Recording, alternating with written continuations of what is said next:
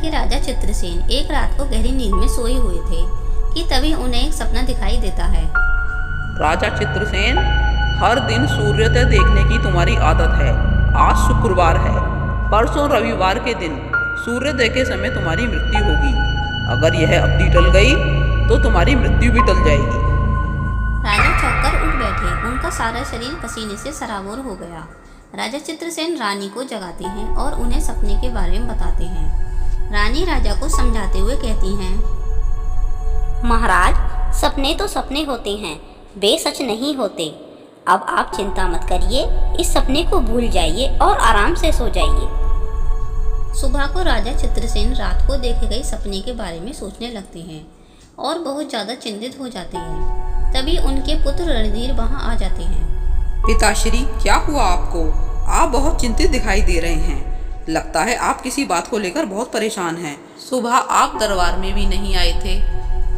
तब राजा चित्रसेन राजकुमार रणधीर को अपने सपने के बारे में बताते हैं। पिताश्री, आप भी बालकों की तरह भयभीत हो रहे हैं। सपने तो केवल सपने होते हैं, उनका वास्तविकता से कोई संबंध नहीं होता। फिर भी आप राज ज्योतिष जी को बुला लीजिए। उसी दिन राज ज्योतिष आते हैं और राजा की जन्म कुंडली देखकर कहते हैं, महाराज, डरने की कोई बात नहीं है। आप पर कोई संकट नहीं आएगा और आप सुरक्षित रहेंगे। इसलिए आप इस सपने को भूल जाइए और निश्चिंत रहिए। इसके बाद राजवैद्य को भी बुलाया जाता है।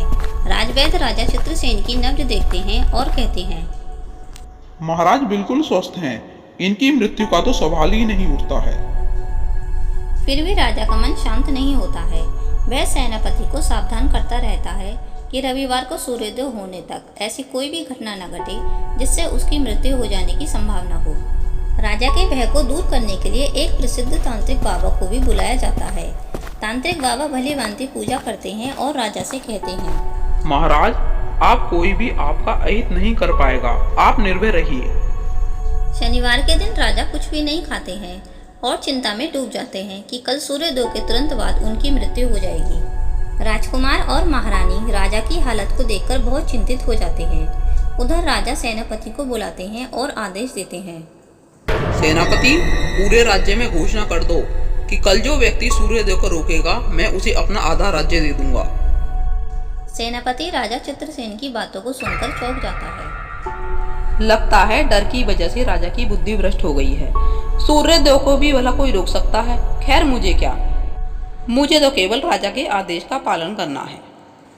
सेनापति ने राजा के आदेश को पूरे राज्य में फैला दिया। शाम को एक युवक राजा के पास आता है और कहता है,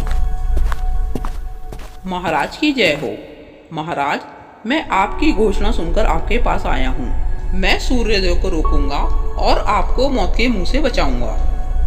राजा आश्चर्य भरे नेत्रों से उस युवक को देखते हुए कहते हैं, तुम सूर्योदय को कैसे रोक सकते हो?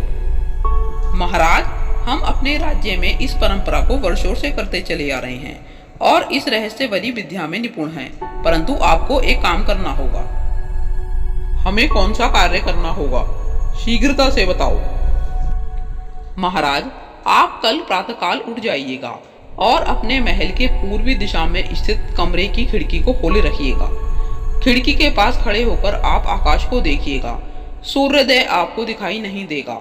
इसके साथ ही आप एक घोषणा करवाइए कि नगर की गलियों में जब तक 1 घंटे की आवाज सुनाई ना पड़े तब तक कोई भी नागरिक अपने घर से बाहर ना निकले। अब आप निश्चिंत हो जाइए। इतना कहकर वह युवक वहां से चला जाता है। उस युवक की बातों को सुनकर राजा का मन अब थोड़ा सा शांत हो जाता है। रविवार की सुबह राजा चित्रसेन अपने कमरे की खिड़की के पास खड़े हो जाते हैं और आकाश की ओर देखते हैं। पूर्वी पर्वतों के घने जंगलों से काले काले बादलों की तरह बहुत सारा धुआं आकाश पर छा जाता है। 1 घंटे तक वह धुआं पूरे आकाश में छाया रहता है। इस अवधि में सूर्योदय का समय भी बीत जाता है। यह देखकर राजा बहुत प्रसन्न होते हैं। महारानी, हम मृत्यु से बच गए। हमारे प्राण अब संकट में नहीं हैं। हम बहुत प्रसन्न हैं। फिर थोड़ी देर के बाद धुआं गायब हो जाता है और सूरज भी दिखाई देने लगता है।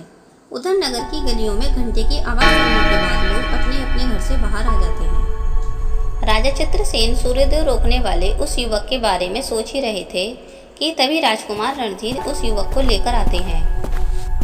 हे नवयुवक, तुमने हमारे प्राणों की रक्षा की, इसके लिए तुम्हारा बहुत बहुत धन्यवाद। महाराज, यह सब मैंने नहीं किया है, यह तो राजकुमार रणधीर की योजना थी। इन्होंने ही मुझे आपके पास भेजा था। पुत्र रणधीर, कैसी योजना, हमें स्पष्ट बताइए।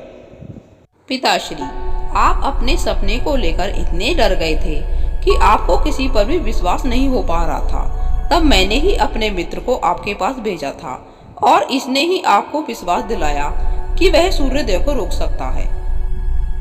फिर हमने कुछ भरोसेमंद सैनिकों की मदद से बैलगाड़ियों में सूखी घास भरकर पूर्वी पर्वत के जंगलों में भेजी। इस घास पर ठंडा पानी छिड़कवाया और सूर्यदेव से थोड़े समय पहले ही उसमें आग लगवा दी। इससे बहुत सारा धुआं फैल गया और उस धुएं में आप सूरज को नहीं देख पाए। पर पुत्र, यह सब आपने क्यों किया? पिताश्री, यह सब मैंने आपके मन से डर को दूर करने के लिए किया।